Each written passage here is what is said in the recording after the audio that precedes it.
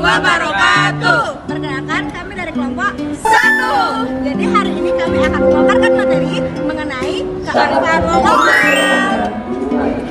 Saya Dilon Bagus. Saya Dinda Nisa. Saya Saksana Putri. Saya Syaira Natalia Putri. Saya Elvia Belinda. Selamat menyaksikan. Jadi kalian tahu nggak sih apa arti dari kearifan lokal?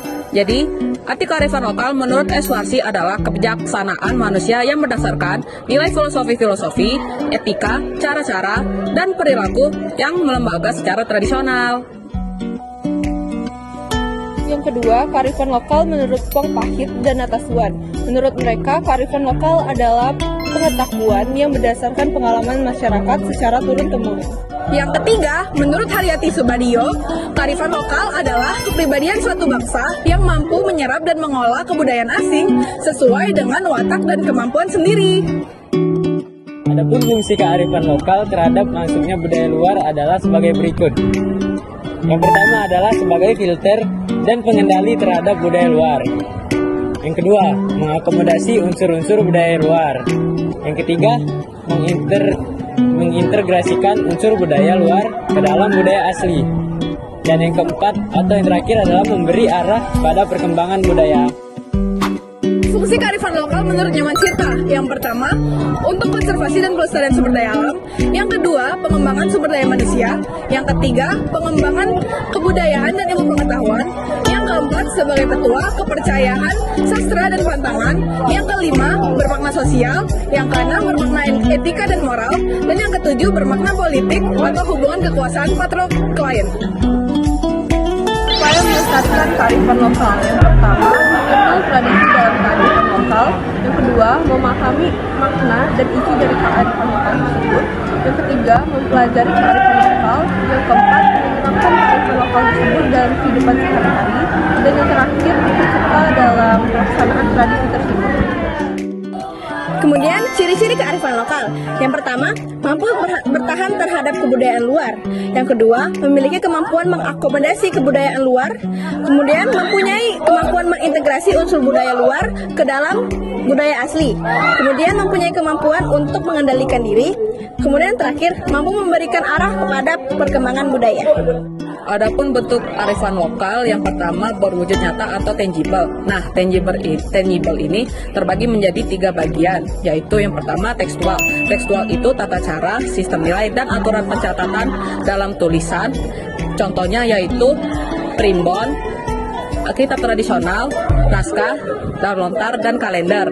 Nah, yang kedua yaitu benda cagar budaya atau tradisional. Itu seperti keris, wayang, patung, senjata, alat musik, dan tekstil. Yang ketiga yaitu bangunan arsitektural. Bangunan arsitektural ini berupa seni arsitek. Seni arsitek contohnya seperti rumah adat yang ada di Indonesia yang berbagai macam, suku-suku yang ada di Indonesia. Nah, yang kedua yaitu tidak berwujud atau intangible. Nah, intangible ini misalnya petua yang berupa verbal, berupa nyanyian, pantun, dan cerita yang syarat nilai ajaran tradisional dari generasi ke generasi. Contoh kearifan lokal dari daerah saya yaitu Palembang, Sumatera Selatan. Yang pertama ada ngobeng, yaitu tradisi menghidangkan makanan dalam kegiatan adat Palembang seperti acara pernikahan, khitanan, syukuran, dan perayaan hari-hari keagamaan. Tradisi ini sudah ada sejak masa Kesultanan Palembang Darussalam dan merupakan tradisi Islam yang terasimilasi dengan budaya lokal. Yang kedua ada rumah limas. Rumah limas merupakan rumah adat khas Palembang, Sumatera Selatan yang berbentuk panggung dengan atap yang menyerupai limas. Rumah ini biasanya terbuat dari kayu unggul seperti kayu ulin atau tembesu. Keunikannya terletak pada struktur bertingkat yang disebut bengkilas atau kijing yang melambangkan status sosial pemiliknya. Contoh kearifan lokal daerah saya yaitu Palembang adalah yang pertama songket. Songket adalah kain khas Palembang yang ditenun menggunakan emas dan perak. Nah, kain ini biasanya digunakan pada saat acara adat, pernikahan, dan upacara resmi sebagai simbol status sosial.